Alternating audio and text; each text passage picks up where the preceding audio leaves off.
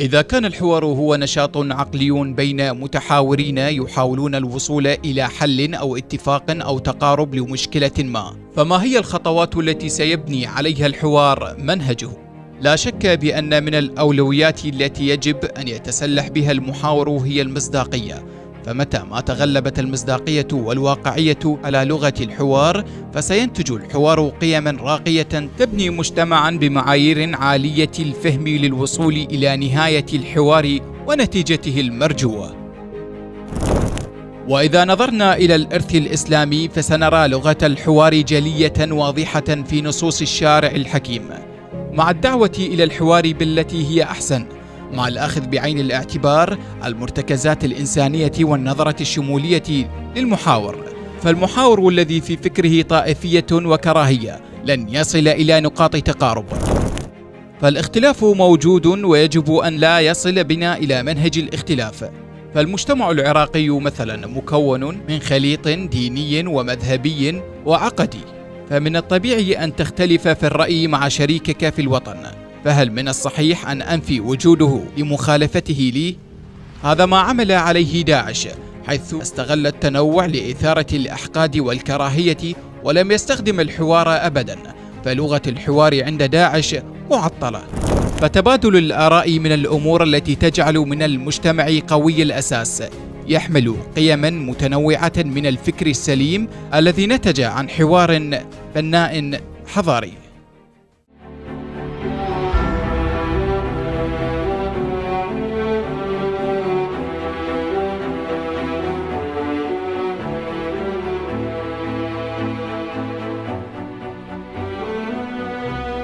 تابعنا معا هذا التقرير الذي تم الحديث من خلاله عن الحوار باعتباره من الأسس الرئيسة للتعايش الديني. أرحب مرة أخرى بضيوف الأعزاء سماحة الشيخ البدري والشيخ الفهداوي والشيخ العميري والسيد الدكتور النعيمي، وأيضا أرحب بهذه الكوكبة من طلبة العلم والباحثين والذي من المؤكد سنستأنس بآرائهم ومداخلاتهم. نبدأ الحوار على بركة الله مع سماحة الشيخ البدري. الحوار هو نقطة ارتكاز في كل الحضارات التي أنتجت شيء للبشرية. دعنا نقص شريط الحوار للسيد المشاهد بتبيان ماهية الحوار في المنظومة الإسلامية، وهل تختلف هذه الماهية عنها في الديانات الإبراهيمية المتبقية؟ أعوذ بالله من الشيطان الرجيم. بسم الله الرحمن الرحيم، والصلاة والسلام على محمد وآله وصحبه الميامين. اللهم صل على محمد وآل محمد. تحية حب واحترام لجنابكم دكتور وللضيوف والمشايخ حياهم الله. بالنسبة للقرآن الكريم رسم لنا مبدأ وصورة عامة حول التعايش السلمي ومبادئ الحوار في الآية القرآنية الكريمة. بسم الله الرحمن الرحيم: يا أيها الناس إنا خلقناكم من ذكر وأنثى وجعلناكم شعوبا وقبائل إلى آخر الآية. هذه الجعلية وجعلناكم شعوبا وقبائل، أن هذه الجعلية هي جعلية تركيبية بين الأمم وبين المجتمعات الإسلامية. وبدأ الحوار يعني بهذه الآية ومضمونها أن يبين لنا الديانات الأخرى. القرآن هو دستور إلهي، دستور لتنظيم الحياة البشرية بصورة عامة. ليس فقط للديانة الإسلامية أو خاطب فقط المسلمين بذلك. يعني ضمن حيثيات هذه الآية إشارة إلى النقطة الرئيسة، ألا وهي لتعارفوا. نعم. السبب الرئيس بالخلق نعم. شعوبا وقبائل لتعارفوا، والتعارف لا يمكن أن يكون إلا من خلال الحوار. الحوار أيضا دكتور. طيب أحسنتم. سماحة الشيخ الفهداوي، ما لديك من إضافة حول ما تفضل به سماحة الشيخ البدري؟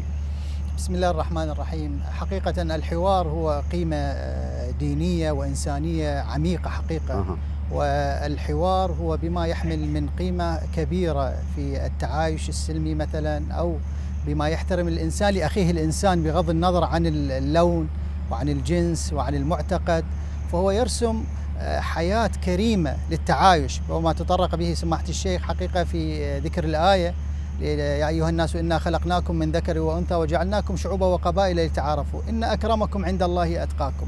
أن الآية يعني تشير على أن منهجية التعايش متعلقة بالحوار بما هو الإنسان يتعارف بما يحمل الإنسان في مقابل أخيه الآخر أو الإنسان الآخر، هذا يتعارف مع الإنسان وهذا الإنسان يتعارف مع أخيه، أنشأنا تعايشا. بعد ذلك الله يقول إن أكرمكم عند الله أتقاكم. كلما كان الاتساع في التعايش السلمي والحوار الحقيقي إنما هو قرب من الله سبحانه وتعالى. والمعيار الأخير في ذيل الآية هو التقوى، إن أكرمكم عند الله أتقاكم. سماحة الشيخ العميري، ما زلنا في مساحة تعريف الماهية بالنسبة للحوار، لديك زاوية أخرى للنظر إلى هذه الماهية؟ إن شاء الله في خدمتكم. حياكم الله، الله يحفظكم. طبعا القرآن الكريم أكد ذلك في الحوار ولغة الحوار في قوله تعالى: بسم الله الرحمن الرحيم، ادعو إلى سبيل ربك بالحكمة والموعظة الحسنة وجادلهم بالتي هي أحسن. القرآن الكريم رسم لنا طريقا للغة الحوار وكيفية تبادل الآراء بين مختلف الأطراف ومن مختلف المجتمعات الأخرى، بغض النظر عن الدين، بغض النظر عن أمور تتعلق أخرى، فيبقى الإنسان ككيان له احترامه وله قوانين الله سبحانه وتعالى رسمها فيما بين المجتمعات. لذلك نرى أن لغة التحاور تكون لغة نابعة من العقل ولغة نابعة من الإسلام بالتأكيد. فالإسلام يحث إلى التحاور أن يكون منطقي فيما بين الأطراف لكي يصلون إلى نتيجة واحدة وتبادل الاحترام والوصول إلى رأي مقنع إن شاء الله. الآية التي استشهدت بها سماحة الشيخ طبعا فيها ملامح الحوار ونقاط الارتكاز وبوضوح. سماحة السيد النعيمي، الآية الأولى التي ذكرها الشيخ البدري وعطف عليها الشيخ الفهداوي، ثم الآية التي ذكرها الشيخ العميري، رسمت لنا نقطة انطلاق وتفصيلات. لديك إضافة؟ الحمد لله رب العالمين، وأصلي وأسلم على سيدنا محمد وعلى آله وصحبه أجمعين. اللهم صل على. حياكم الله، ونحن نستأنس بهذا الحضور بهذا المجلس الكريم، وما هو إلا تطبيق عملي للحوار. أحسنتم. ولمناقشة الآراء. الحوار يعني لو أننا قلبنا في الإرث الإسلامي فنظرنا بنظر البحث في الكتاب المقدس في القرآن الكريم، لوجدنا أن الله سبحانه وتعالى أكد وقدس الحوار، بل لم يجعل الحوار للإنسان وحسب، بل نجد أن الله سبحانه وتعالى مع قدسية جلاله إلا أنه علم مخلوقاته الحوار، وهو يحاور الملائكة، وإذ قال ربك للملائكة. جميل. وربنا يحاور الجان وإبليس وقد خرج عن الجادة، ولكن ليعلمنا أننا لا يمكننا كبشر وكمخلوقات أن نعيش من غير حوار، ويمكننا أن نقضي على جميع الخلافات من خلال الحوار. لذلك مع ما امتاز به النبي صلى الله تعالى عليه وسلم من خلق عظيم، إلا أن ربنا سبحانه وتعالى يؤكد على الحبيب صلى الله عليه وسلم أن يجادلهم بالتي هي أحسن، وهو المعروف على خلقه وعلى سمته، وإنك لعلى خلق عظيم، ولكنه لأن للحوار أهمية وقدسية، فلا بد من تذكير وتثبيت لأسس الحوار في الشريعة الإسلامية. لذلك نجد أن النبي صلى الله تعالى عليه وسلم كذلك أكد عن الحوار وجعله أدب رفيع، حيث يعلم الآل الكرام والصحابة كيفية الحوار المخالف، وكيف يعلمنا النبي صلى الله تعالى عليه وسلم أن نحاور ربنا. جميل هذا المعنى. يعني نأتي إلى حوار المخالف. طبعا القرآن الكريم وأنتم جميعا أهل اختصاص وأعلم مني، لم يترك فئة إلا وحاورها الله جل وعلا في القرآن. حوار مع المخالف، حوار مع إبليس، حوار مع الموافق وما إلى ذلك. أفسح المجال إلى الباحثين وإلى طلبة العلم جزاهم الله خير الجزاء، ممن لديهم إضافة أو تعقيب أو سؤال يتم توجيهه إلى ضيوفنا الأعزاء. سمعتم يعني لما تكلم السادة المشايخ يعني عن الحوار وهذا الإثراء العلمي، تكونت لدي صورة ولعله من العصف الذهني. نعم. تلك الصورة النبوية، وحقيقة أراها يعني من أعظم سبل الحوار أو صورة متكاملة للحوار والحنو. وتلك الرواية هي حينما قدم شاب إلى رسول الله صلى الله عليه وآله وسلم وقال: يا رسول الله ائذن لي بالزنا. ومسألة خطيرة جدا حقيقة. نعم.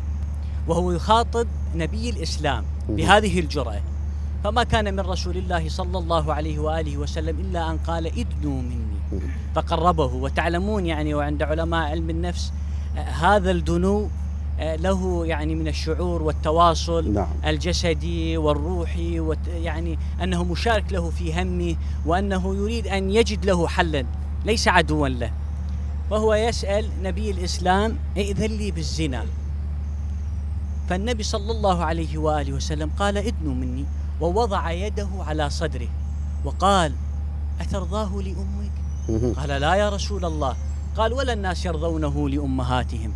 أترضاه لأختك؟ قال: لا يا رسول الله. قال: ولا الناس يرضونه لأخواتهم. أترضاه لبنتك، لعمتك، لخالتك؟ طيب، هنا النبي صلى الله عليه وسلم يعني تعامل بالحوار بل وبالحنو، لم يستدل له لا بآية ولا بحديث، إنما حاوره بالعقل. طيب، إذا المستشف من هذا ما الذي تريد أن تصل إليه؟ أن هذه صورة للحوار، وأن النبي صلى الله عليه وآله وسلم استخدم العقل في الحوار، ولم يعني يكن اعتماده فقط على القرآن أو على الحديث، باعتبار أن السائل هو يعلم ولكن عالج المشكلة. النبي صلى الله عليه وآله وسلم يعني أدرك مشكلة الشخص. نعم. فحاوره يعني بالعقل، وامتص ما عنده من شهوة. لطيف. إذا النبي لم يبدو انزعاجا أحد المسلمين يطلب من النبي أو يستأذنه بأن يمارس كبيرة. الزنا هو من الكبائر لا شك. لم يعتمد على دليل نقلي، إنما اعتمد على الأدلة العقلية المحضة. أعود بالكلام إلى سماحة الشيخ البدري.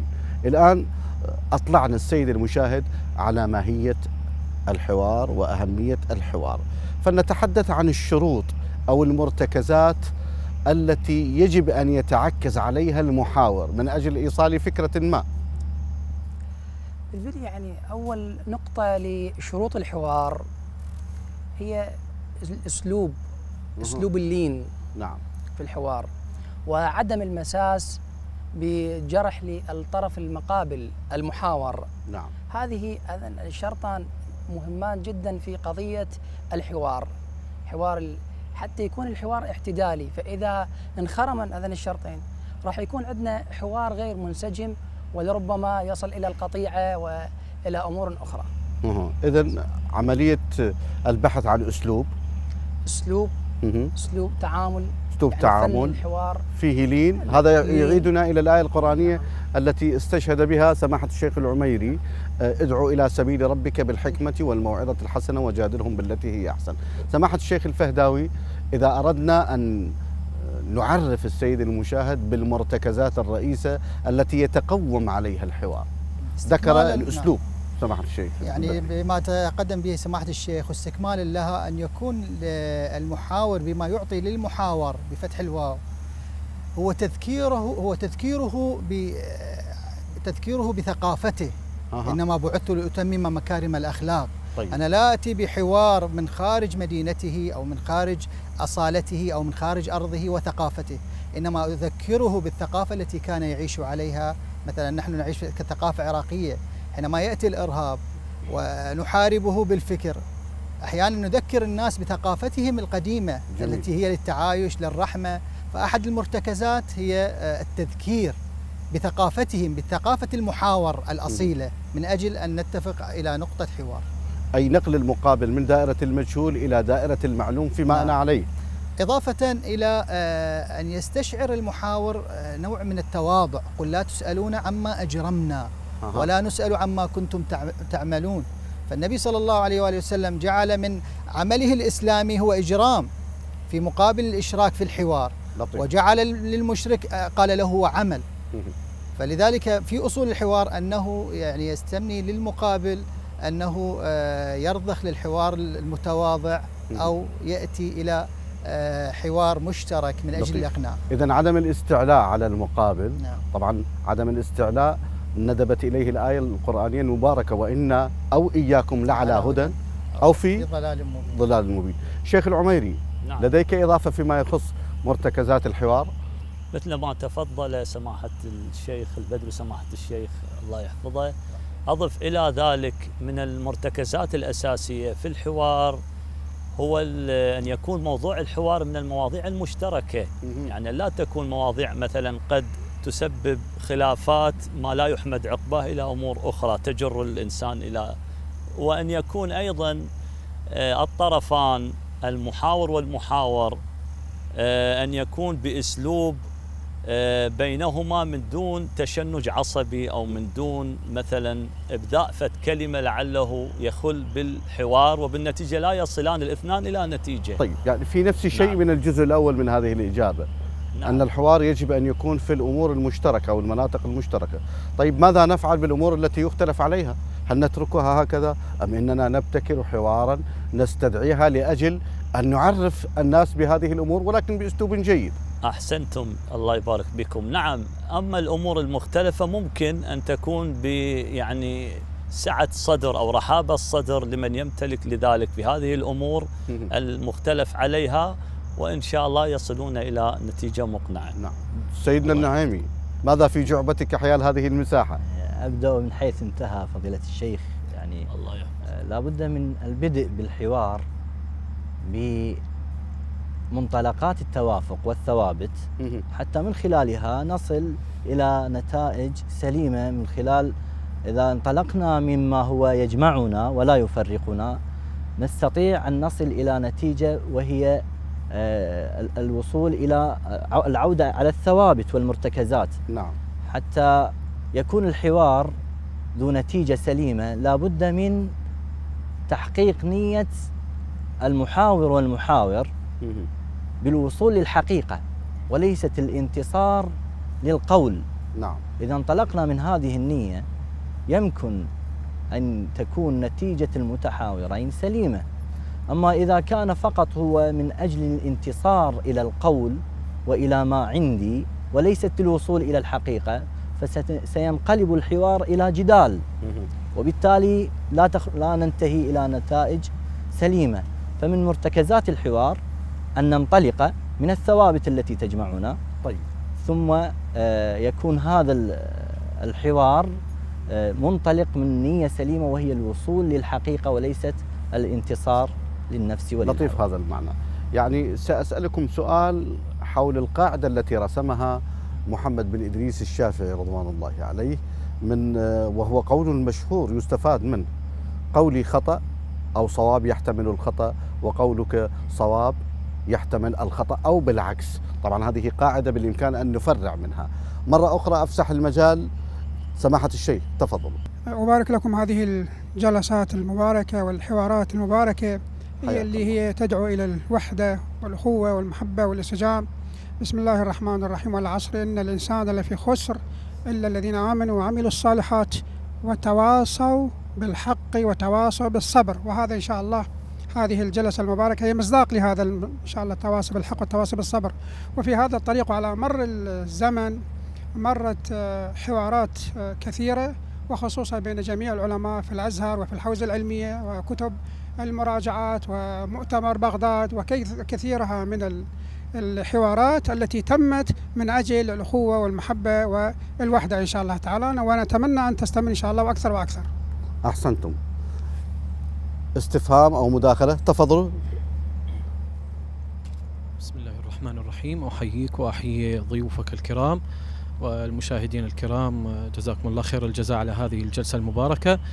المرتكز الأساسي للحوار هو أن يكون المحاور للمخالف باللين، حين يقول الله سبحانه وتعالى إلى سيدنا موسى عليه الصلاة والسلام: اذهب إلى فرعون إنه طغى فقل له هل لك إلى أن تزكى وأهديك إلى ربك فتخشى. وفي آية أخرى يقول: فقل له قولا لينا. فهذا من المرتكز الأساسي للحوار هو القول اللين، حتى يأخذ بطريقة ومجراه الصحيح. لطيف هذا المعنى، يعني لم يقل قل لهما أنه لا إله إلا الله، بل قال له فقولا له قولا لينا.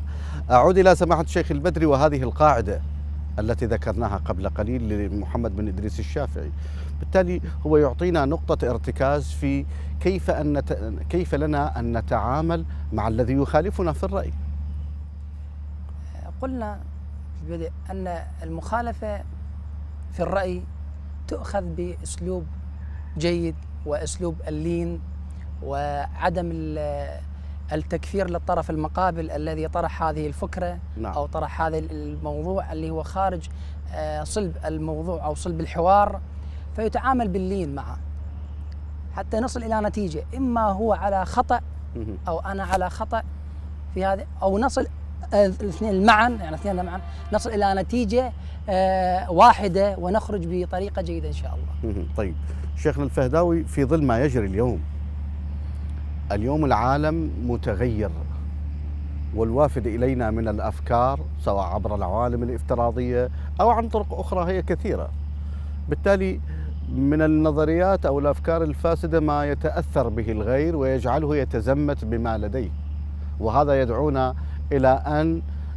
نعمل على تطوير أساليب الحوار، فالعالم متغير وليس بثابت. كيف تعلق؟ حقيقة أنا أقسم الحوار مثلا الداخلي أو الحوار الخارجي المؤدلج السيء. حقيقة حينما أنا أتحصن من حوار خارجي يأتيني لابد أن أحصن الحاضن الإسلامي من أفكار متطرفة. جميل. أنا حينما تتواردني الأفكار السلبية، هل هي يعني جاءتنا واردة جديدة أم هي إعادة صياغة من التراث؟ هذه مسألة مهمة. نحن حقيقة مطالبون بالمنهج ولسنا مطالبين بالمنتج. المنتج يخضع إذا صح التقدير أن نقول يخضع للرقابة. طيب. يخضع للرقابة النوعية حقيقة. فلذلك حينما ننظر إلى المنهج أو المنهجية التي جاء بها الله سبحانه وتعالى التي هي منطوق الوحي أو الوحيين، السنة الموافقة للقرآن وكذلك هو القرآن، ننظر إليها على أنها منهج وحدوي للأمة. أما إذا أخذنا كل منتج في التاريخ جاءنا حقيقة من دون أن نعرضه على الرقابة أو التي هي المنهج، لابد أن نعيد هذه الصياغة من أجل أن نحصن أجيالنا وأن نحصن دواخلنا وأن نرسل لأجيالنا وأولادنا بما هو حوار صافي وحوار نير، وأن لا نعطي الفرصة لمن هو خارج العالم الإسلامي بأن يرسل لنا مفخخات فكرية حقيقة يرسل بها إلى الأمة. لطيف هذا المعنى. الشيخ العميري ارتحل بنا الشيخ الفهداوي إلى مساحات عميقة. المنطق الأرسطي عندما كان يشكل نقطة ضوء في مرحلة ما، ولكن بعد قرون عديدة بات هو نقطة أصيلة للتراجع، فجاءت مناهج أخرى. روجرز بيكون، فرانسيس بيكون أوجدوا مناهج تم الاعتماد عليها، ثم بدأت حركة الفكر وما إلى ذلك. إسلاميا تجاه الحوار، هل نعاني اليوم، وأقصد من الناحية التطبيقية ليس من النظرية، النظرية أسسنا لها بأنها صحيحة، إسلاميا اليوم هل نعاني من قصور منهجي؟ أحسنتم، الله يبارك بكم. طبعا القصور أين نجده؟ القصور ليس في القرآن الكريم أو المنهج الإسلامي بصورة لا شك. النظرية لا شك، نحن نتفق بذلك. نعم، لكن القصور عند الإنسان، لأن الإنسان عقله محدود. عندما يحيط بمسألة معينة يبحث بها، قد يشوبه بعض الأهواء، وقد يعني يتعرض إلى النزعات أو إلى أمور أخرى، فعندما يبحث في موضوع ما تجده لعله يميل إلى مثلا جهة معينة دون جهة أخرى، وهكذا. وهذا حاصل عند البشرية نتيجة الاختلاف في الرأي أو في الفكرة. فلذلك نحتاج نحن إلى العودة إلى المنظومة الإسلامية المتكاملة من خلال نعم أناس متخصصون في هذا البحث، وهؤلاء لهم باع طويل في هذا الشأن، ويحملون من ورع وتقوى، وكذلك نعم يستطيعون من خلال هذا المجال في البحث أن يعطوا لنا قواعد أساسية لنتفق عليها ونصل إلى نقطة واحدة. هذه النقطة تصب في رافد واحد، وهذا الرافد هو إن شاء الله يكون يقربنا إلى الله سبحانه وتعالى. نعم. ربما هذه الإشارة التي أشرت إليها سماحة الشيخ هي حل، ولكن بنفس الوقت هي مأزق. ما أتكئ عليه لأجل لم الوصال يتكئ عليه الآخر لأجل التفرقة، لأنه ربما ما هو محكم لديه هو متشابه لدى الغير. هذه المساحة يعني نحتاج إلى أن نكثرها إشباعا. سأكون معك بعد الفاصل سماحة الدكتور النعيمي. أحبتي المشاهدين، فاصل قصير ثم نعود إليكم.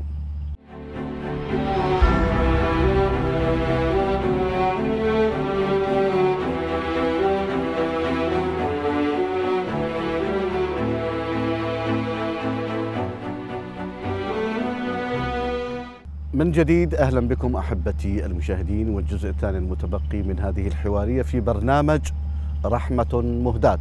لمن فاته متابعة الجزء الأول تحدثنا عن ماهية الحوار وأهمية الحوار. أجدد التحية لضيوف الأعزاء سماحة الشيخ محمد البدري، وسماحة الشيخ عبد الجبار الفهداوي، وسماحة الشيخ أحمد العميري، وسماحة الشيخ الدكتور السيد طارق النعيمي. وأيضا أرحب بهذه الكوكبة من العمائم السنية والشيعية، ولا فرق بين السنة والشيعة، وكما يقول إمامنا الصادق عليه السلام: العمائم هم تيجان العرب. نستأنس إن شاء الله بآرائهم. البداية ستكون معك في هذا الجزء الدكتور النعيمي. كما تفضل الأساتذة، ربما ما يكون نقطة ارتكاز لدي هو نقطة غير ارتكاز لدى الآخر، بالتالي نحن نحتاج إلى أن نتعامل مع الأمور المختلف عليها وفق منهج يتلائم مع متطلبات العصر. ماذا لديك من إضافة حول هذا الموضوع؟ يعني حقيقة لو نظرنا إلى فترة الثراء الفقهي، نعم، فنحن موروثنا الإسلامي والفقهي عميق وعالج مثل هذه الإشكاليات. يعني حيث حينما كانت طبقة الفقهاء بدأت بتثبيت دعائم الفقه، وردت عليها أفكار الإلحاد وما يهز الشريعة الإسلامية. نعم. فكيف عالج الفقهاء يومها هذه الواردات وهذه الأفكار التي دخلت عليهم؟ اجتمعوا على علم اسموه علم المناظرة، آداب المناظرة، ونحن هذا اليوم نعاني منه في المؤسسات الدينية، إذ تخلت عن هذا العلم الكبير العظيم.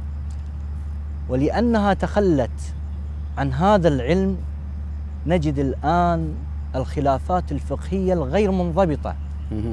ولو أننا عدنا إلى هذا العلم لاختفت كثير من الخلافات الفقهية، بل وإن لم تحديدا سمي لي هذا العلم تحديدا. علم آداب المناظرة. آداب المناظرة، لطيف. قديما نعم، ما ممكن لطالب علم أن يسمى طالب علم حتى يجاز بالعلوم، وعلى رأسها علم المناظرة، آداب المناظرة. فنحن بحاجة اليوم أن ندخل هذا العلم إلى المؤسسات التعليمية وإلى الحوزات. لا أقول ولا أزعم أن يعني نعيده كما كان، بل بأسلوب حواري جديد، وهو ما يلائم أذهان المجتمع اليوم. ممكن أن نجعل من هذا العلم آداب المناظرة والحوار هو الحصن الحصين الذي من خلاله يمكن أن نحصن مجتمعنا كيف يناظر من يأتيه بأفكار دخيلة على المجتمع العراقي، وكيف من خلال هذا العلم نستطيع أن نجعل الطالب في الابتدائية يمتلك آلية الحوار والمناظرة. لطيف. إذن البداية تكون من اللبنات الأولى في بناء الفرد العراقي أو الشخص العراقي، ولا بد أن تكون البداية من المؤسسات التعليمية في البذار الأول. أفسح المجال لجمهورنا النخبوي. تفضل سماحة السيد. أحييكم دكتور على هذا البرنامج القيم إن شاء الله، المبارك إن شاء الله. حياك الله. إضافة لما تقدم الأخوة من شروط المناظرة والمرتكزات الأساسية للمناظرة لعله الأخوة الأفاضل لم يذكروها، وهي النقطة الأساسية التسليم للدليل الأقوى والدليل الأظهر والدليل الواضح عقلا ورواية. نعم. إذا أنا وياك يعني نتحاور على فكرة أو على قضية، إذا لم تسلم لي، وهذا يعني آداب التسليم، إذا لم يوجد في القضية ماكو فايدة، يعني لم نخرج بصيغة ونتيجة طيبة إذا لم يسلم للدليل الأقوى. جميل. فهذا مسألة التسليم للدليل الأقوى والأظهر، هذا أكثر إثبات للحجية، لحجية صاحب الدليل ولا صاحب يعني البرهان، الدليل يكون يعني تسلم للدليل، هذا هو أضفته. يعني لطيف هذا المعنى. سماحة السيد طبعا أرجعنا إلى الآية المباركة التي أشار إليها الشيخ العميري، وجادلهم بالتي هي أحسن. طبعا المتخصصون أوجدوا 3 ارتكاز لتبيان الجدل غير المحبب. الأولى رفع الصوت، الثانية عدم الإقرار بالبديهيات التي أشار إليها سماحة السيد، والثالثة نتركها لحينها. أفسح المجال إلى متداخل آخر. تفضل سماحة الشيخ. بسم الله والحمد لله والصلاة والسلام على سيدنا رسول الله وعلى آله وصحبه ومن والاه، وبعد. لو قرأنا عن الإسلام ولو تفحصنا في معانيه لوجدنا أن القرآن الكريم هذا الموروث القرآني أوجد لنا وجعل لنا أن هذا الدين الذي يقابل ديننا من عباد الوثن وصفه بالدين، وهذا من أروع آداب الحوار. قال لكم دينكم ولي دين. جميل. جعله يقابل الدين الإسلامي.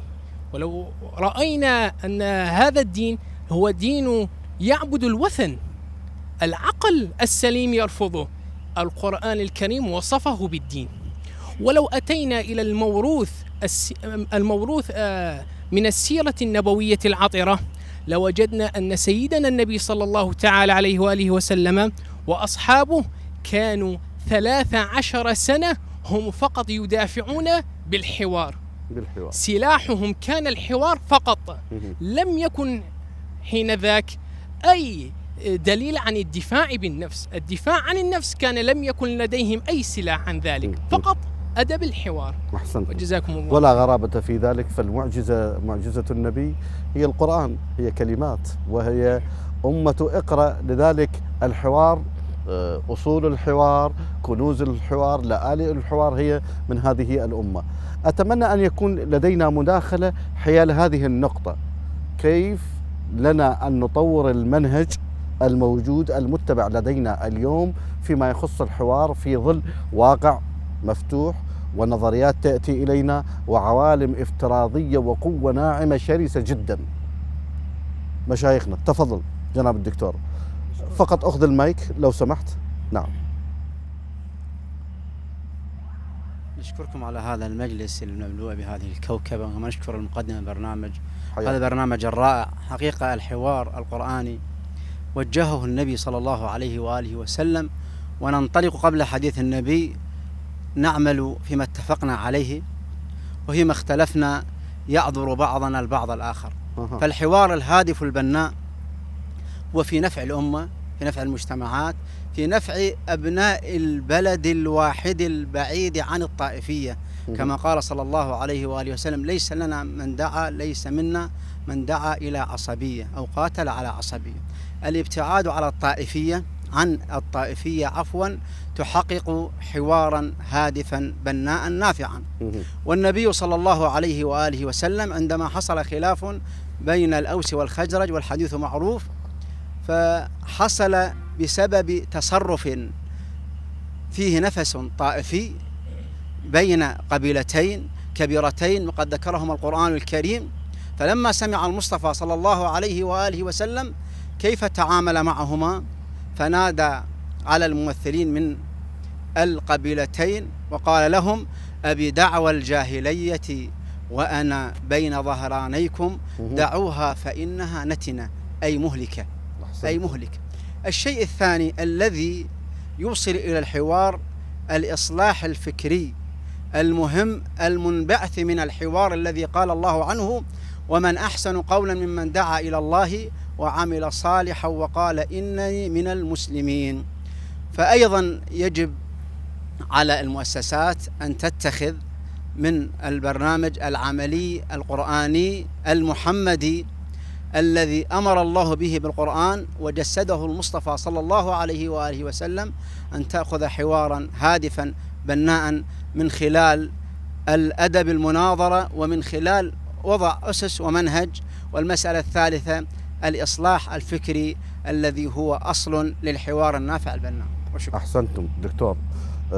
طبعا ما أشار إليه سماحة الشيخ هو الرجوع إلى العين النقية، ما قاله أو ما ورد في القرآن وما ورد عن النبي صلى الله عليه وآله. قلنا أن هناك الكثير من الكنوز، ولكننا نحتاج أن نكون نشتغل بحثريات صحيحة. الآن المؤسسة الدينية موجودة في المجتمع العراقي، والدور الملقى على عاتقها هو دور ضخم جدا بضخامة التحديات. الآن إذا أردنا أن نقيم أو نبحث أو نصنف موقعية الحوار في المجتمع العراقي، سماحة الشيخ البدري، هل أنت راض عن موقعية الحوار في المجتمع العراقي؟ جناب الدكتور، تحدثنا بالبدء عن موضوع الحوار، مفهومه وشروطه، ولكن بقي أمر مهم جدا. تفضل. وهو إنشاء مؤسسة تخصصية للحوار. هذه المؤسسة مشتركة. نعم. هذه المؤسسة تهذب الحوار حتى نخرج بحوار سليم، حوار يبث روح التعايش السلمي بين المجتمع. طيب. اليوم احنا شاهدنا اكو جهات دخيلة، وخصوصا اللي هسه مواقع التواصل الاجتماعي اخذت مأخذ عظيم في الحوار، حوار السب والشتم، وهذه هي مو لغة الإسلام. واقعا هذه اللغة بعيدة عن الإسلام كل البعد. احنا اليوم بحاجة إلى هذه المؤسسة.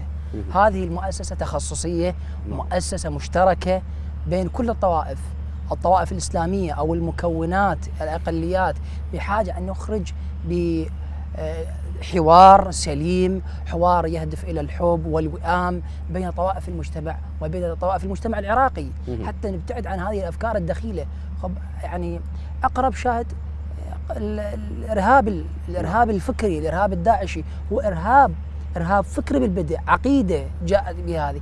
هاي لو عندنا احنا مؤسسة، طيب. مؤسسة مسبقة، نعم. احنا قضينا على هذه، ما صار هذا. ليش انطينا دماء وانطينا تضحيات بالبدء؟ هذه نحاربها بحرب فكرية ونقضي على هذه الأمور. طيب، تدعو سماحة الشيخ إلى تأسيس مؤسسة ليست من لون واحد تهتم بالحوار وتطوير أسس وأنماط وأساليب الحوار. شيخ الفهداوي، موقعية الحوار في المجتمع العراقي. موقعية الحوار في المجتمع العراقي هي أشبه بموقعية الحوار للمدينة المنورة في زمن النبي صلى الله عليه وآله وسلم. التنوع الموجود في المدينة المنورة من وجود يهود ونصارى إضافة للمشركين، مما جعل لهم النبي صلى الله عليه وآله وسلم هي وثيقة المدينة المنورة. نعم. أنهم يدافعون عن المدينة بأصول هذه الوثيقة في حال كان هناك اعتداء. فكذلك الأقرب إلى ثقافة المدينة هي الثقافة العراقية، مع وجود واحترامنا للدول الإسلامية، فلا يوجد قد يكون تنوع مثل التنوع الموجود في العراق. طيب. قد يكون هو نوع واحد أو نوعين، لكن العراق هناك تنوع يشبه تنوع المدينة. لذلك إذا أردنا أن نحيي معالم الحوار أو أن نفعل الحوار، لابد أن نفعل هذه القيم وأن نفعل هذه الأطياف الموجودة في العراق، من أجل أن نقف وقفة واحدة كما تمثل وقفة وثيقة المدينة المنورة. لطيف.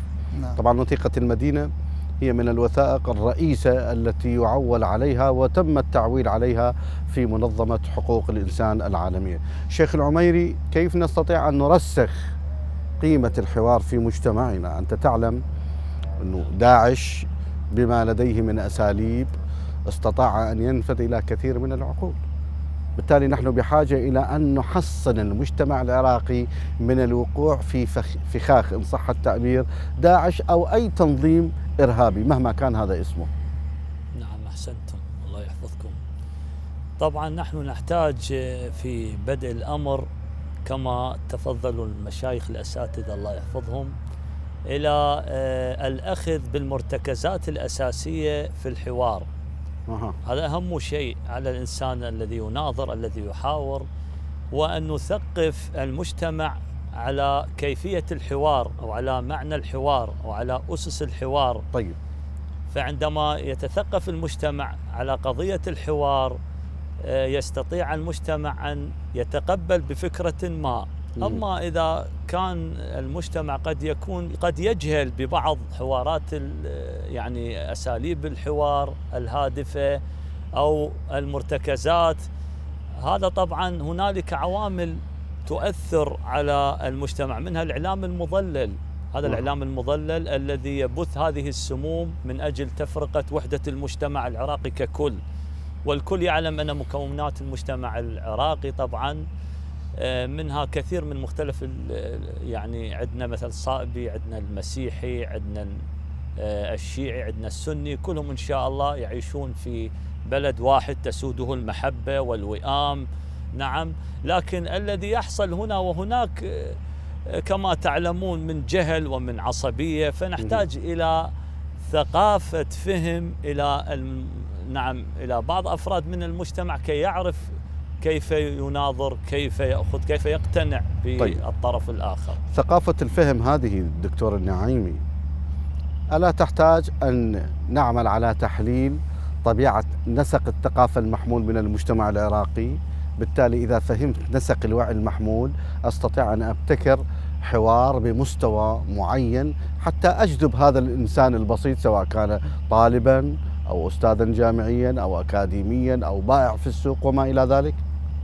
يعني حقيقة بالنظر إلى المجتمع العراقي نجد أن منطلقات الحوار ثابتة عند العراقيين، خاصة وأنهم يعني أقصد الطبقات البسيطة من الشعب العراقي يقبل الآخر ويقبل التعايش مع الآخر، وكل الذي جاءه هو دخيل على المجتمع. لذلك تجد العراقي البسيط لا يقبل بالنفس الطائفي ولا يقبل بإلغاء الآخر. طيب، هو يقبل حتى وإن كان يخالفه في الدين، ليس في المذهب، بل يعتبره يعني أخا له في الوطن ويشاركه الأفراح والأتراح والأحزان. وهذه كلها يعني نستطيع من خلال هذه الثوابت القيمية والأخلاقية عند المجتمع العراقي أن ننمي منظومة الحوار، وأن نرتكز وننطلق من خلال هذه الركائز والثوابت في المجتمع العراقي. فكما تفضلتم أن الشعب العراقي له إمكانية وقدرة التعايش السلمي من خلال الحوار، وهو يقبل الآخر ويقبل جميع أفكاره ولا ينظر بنظر أو بنظرية الإلغاء للآخر.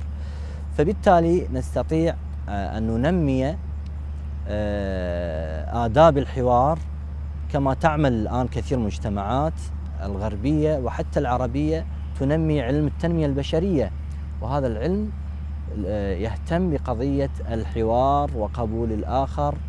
والآن العراق يعني الشعب العراقي عفوا بكافة طبقاته، سواء يعني نظرنا إلى الطبقات الأكاديمية كما تفضلتم في الجامعات، نجد أن هذه الطبقات تحاول أن تطور وتنمي نفسها بآداب الحوار. وكذلك لا بد من المؤسسات التعليمية في الابتدائية وفي المتوسطة أن تصنع منهجا من خلاله تنمي آداب الحوار، حتى يكون هذا الإنسان يعني كلما مر بمرحلة دراسية ينمي الحوار ونظرية الحوار منهجا الدراسي. إذا اتسع أو سمح لنا الوقت أسألك عن المنهج.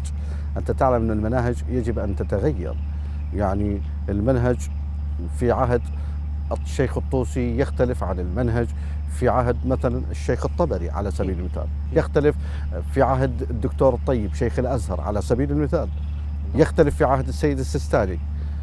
إذا المناهج نحن الذين نحركها، ولكن اعتمادا على أمور بديهية موجودة في المأثور المقدس قرآنا أو سنة. الآن أسأل ضيوف الأعزاء من هذا الجمهور النخبوي، كلكم خطباء وكلكم طلبة علم، واتصالكم بالناس هو اتصال حثيث. ما الذي تلمسونه من الناس حيال الحوار؟ هل لديهم رغبة في الحوار؟ يتقبل الرأي الآخر؟ يتوافق أو لا؟ سماحة السيد، سماحة الشيخ نعم تفضل. بسم الله الرحمن الرحيم، وصلى الله على محمد وعلى أهل بيته الطيبين الطاهرين. اللهم صل على محمد. اللهم صل على محمد وعلى محمد. نحييكم دكتور ونحيي الضيوف الكرام وهذا البرنامج اللطيف والمبارك. شرط من شروط الفهم والسلوك هي طهارة الباطن. شرط من شروط الفهم والسلوك هي طهارة الباطن. ما توجد هنالك انصاف بالحوار إذا لم تكن هناك مقبولية وصفاء، ولذلك على الأطراف كلها أن تكون منصفة بالحوار. عن طريق من؟ عن طريق الطهارة الباطنية، يعني أكو مقبولية. فيجب على كل الشرفاء توحيد صف هذا المؤمن. أحسن. ونستشف حقيقة المشايخ الموجودين، الأساتذة الباحثين، الدكتور أيضا علق على هذا الموضوع. فيجب علينا، يجب وجوب صار توحيد صف المؤمن من خلال شنو؟ الفهم والسلوك بصورة صحيحة، لأنه لازم أكو مقبولية طيب بالكلام. نعم. لطيف. نعم. ثمة مداخلة أخرى؟ تفضلوا لو سمحت لسماحة الشيخ. نعم تفضلوا الشيخ.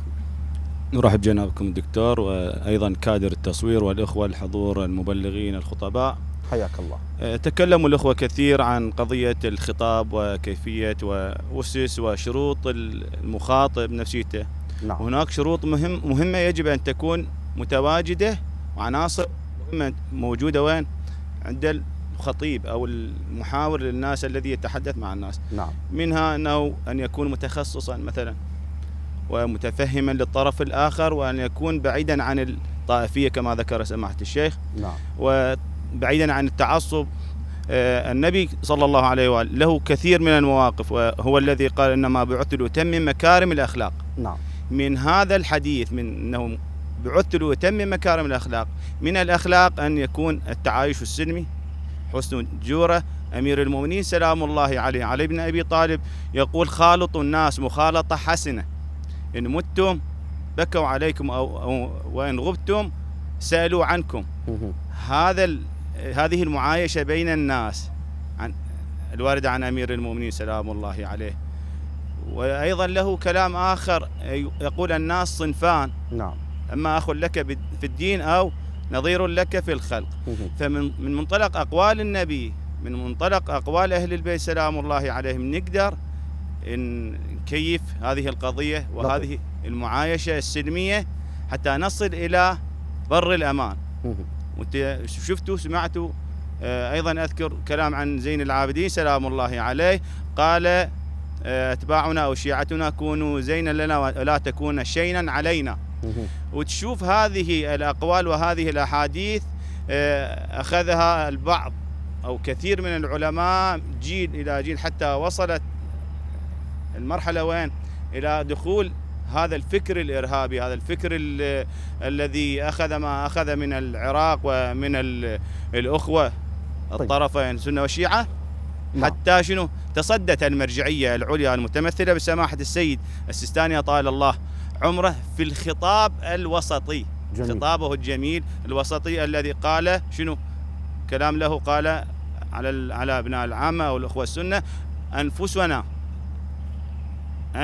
يعني نعم. ما فرق بين صابئي ولا مسيحي ولا سني، حتى أطلق تلك الفتوى بالدفاع عن المقدسات وعن الشرف، حتى يبقى الشعب والناس يعيشون هذه العيشة السلمية. أحسنتم سماحة الشيخ. أحسن الله إليك. يعني يجب أن يكون هناك معرفة بأهمية الحوار، ولماذا أنا أتحاور وبماذا أتحاور. أحسنتم. وأفهم ما أريد أن أوصله وأفهم طبيعة المرحلة. مداخلة أخرى؟ نعم سماحة الشيخ.